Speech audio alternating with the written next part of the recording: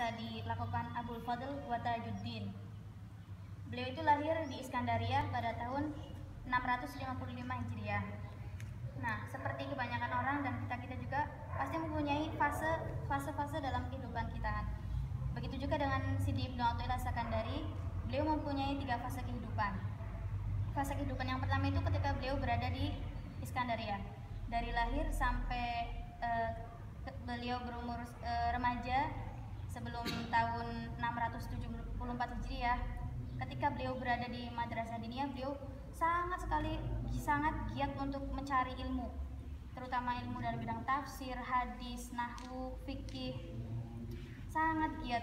Maka dari itu beliau menjadi seorang yang sangat pintar pada masanya. Namun kemudian fase yang kedua yaitu fase ketika Sidi Ibnu Athaillah itu akan bertemu dengan mursyidnya, yaitu Sidi Abul Abbas Al-Mursi sekitar tahun 674.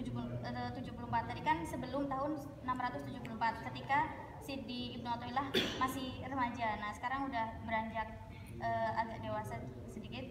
Kemudian beliau bertemu dengan Sidi Abul Abbas Al-Mursi. Siapa itu beliau? Beliau itu murid dari Sidi Abul Hasan Asy-Syadzili yang makomnya ada di Humaisarah, pendiri Thariqah Asy-Syadziliyah. Nah, pada Sidi Ibnu Athaillah remaja, beliau itu sangat mengingkari yang namanya tasawuf. Beliau memang rajin belajar ilmu-ilmu selain ilmu tasawuf. Namun ketika beliau mendengar ada orang yang berbicara tentang tasawuf, beliau mengingkari dan sangat menjunjung tinggi ilmu-ilmu fikih, tafsir, hadis selain ilmu tasawuf. Beliau belum bisa menerima. Nah, fase kedua ini beliau bertemu dengan Sidi Abul Abbas Al-Mursi. Ketika itu beliau berdebat dengan ahbab Sidi Abul Abbas Al-Mursi yang biasa ikut mulazamah ngaji bareng Sidi Abul Abbas Al-Mursi. Beliau mendebat, apa sih tasawuf itu, siapa yang ngajar gitu. Sampai-sampai beliau ingin membuktikan sendiri karomah dan kehebatan Sidi Abul Abbas Al-Mursi. Beliau mendatangi majelis Sidi Abul Abbas Al-Mursi. Nah, yang pada saat itu Sidi Abul Abbas Al-Mursi itu mengajar tentang tasawuf dengan tema Darajatus Salikin Ilallah. Pas banget kan, lagi bahas tentang tasawuf. Sidi Ibnu Athaillah masuk, kemudian mendengarkan kalam-kalam Sidi Abul Abbas Al-Mursi yang waktu itu membahas tentang darajah Islam, iman, dan ihsan. Panjang lebar Sidi Abul Abbas Al-Mursi menjelaskan kepada ahbab beliau. Dalam hati Sidi Ibnu Athaillah agak bergetar, takjub kepada Sidi Abul Abbas Al-Mursi. Oh, ternyata orang ini benar hebat, benar adanya apa yang dikatakan oleh ahbab-ahbab beliau. Ternyata tasawuf itu menyejukkan hati juga. Itu masih belum bisa menerima 100% tentang tasawuf. Nah, setelah majelis itu selesai, beliau Sidi Ibnu Athaillah pulang ke rumah dan semalaman beliau bertafakur. Seperti ada yang mengganjal di hati beliau. Namun beliau belum bisa menemukan apa itu. Sampai malam, kemudian paginya beliau menemukan. Beliau mempunyai keinginan untuk menghadiri majelis Sidi Abul Abbas Al-Mursi kembali. Kemudian setelah beliau mengikutinya marah ba'da marah, maksudnya jadi ketagihan mengikuti majelis Sidi Abul Abbas Al-Mursi, beliau futuh. Yang tadinya mengingkari tasawuf, sedikit demi sedikit menerima tasawuf, sampai pada akhirnya beliau memutuskan untuk ikut bermulazamah kepada Sidi Abul Abbas Al-Mursi. Tidak sekedar ngikut ngaji, ngikut duduk, mendengarkan, tidak seperti itu, namun ingin Sidi Abul Abbas Al-Mursi itu menjadi mursyid beliau. Kemudian pada waktu selesai majelis, Sidi Ibnu Athaillah berkata kepada Sidi Abul Abbas Al-Mursi, "Ya Sayyidi, ana wallahi uhibbuk." Kemudian Sidi Abul Abbas Al-Mursi menjawab, "Ahabbakallahu kama ahbabtani." Nah, semenjak saat itu Sidi Ibnu Athaillah bermulazamah sampai beliau benar-benar menjadi seorang sufi, bertasawuf, dan benar-benar bisa menerima, sehingga matang kedua keilmuan beliau dalam bidang fikhiyah, kemudian dalam bidang sufiyah juga. Kemudian beliau juga mengambil Thariqah Syadziliyah, sebagaimana guru beliau Sidi Abdul Abbas Mursi yang berguru kepada Sidi Abdul Hasan Asyadzili. Itu fase kedua. Nah, fase ketiga ini fase di mana beliau Sidi Ibnu Athaillah telah matang dalam kedua bidang ilmu, fikih dan juga sufiyah. Beliau memutuskan untuk berhijrah ke Kairo.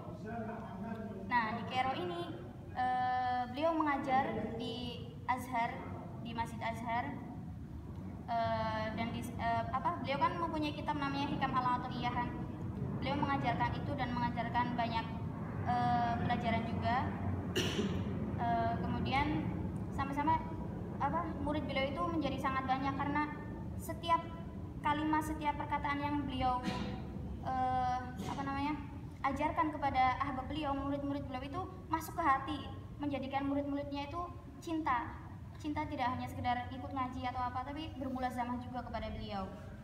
Nah, itu tentang Sidi Ibnu Athaillah. Sekarang tentang kitabnya Al-Hikam Al-Athaiyah. Al-Hikam Al-Athaiyah ini kitab yang sangat fenomenal kan, punya beliau. Nah, ada waktu di majlis di Masjid Azhar ketika beliau mengajarkan kitab Al-Hikam, ada seorang alim yang kerentek di hatinya. Orang ini kok hebat banget, syekh ini kok hebat banget. Beliau ini tasawufnya udah tingkatan apa?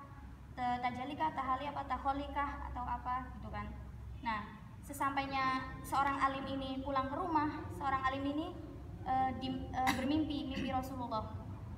Dalam mimpinya itu Rasulullah duduk di tengah-tengah para sahabat dan para ahbab yang lain banyak sekali. Kemudian di majlisnya itu beliau menyaksikan sendiri Rasulullah memanggil Sidi Ibnu Athaillah dengan kalimat di mana Tajuddin Abul Fadl Ibnu Athaillah As-Sakandari. Nah, kemudian beliau terheran-heran, kok Rasulullah bisa kenal dan melakopkan langsung Tajuddin Abul Fadl kepada Sidi Ibnu Athaillah As-Sakandari.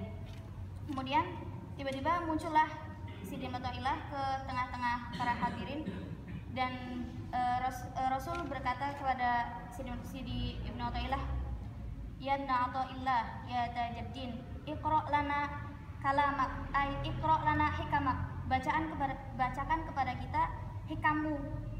Nah, begitu tingginya kedudukan Hikam Al-Athaiyah di hadapan Rasul sampai-sampai beliau meminta kepada Sidi Ibnu Athaillah untuk membacakan hikamnya.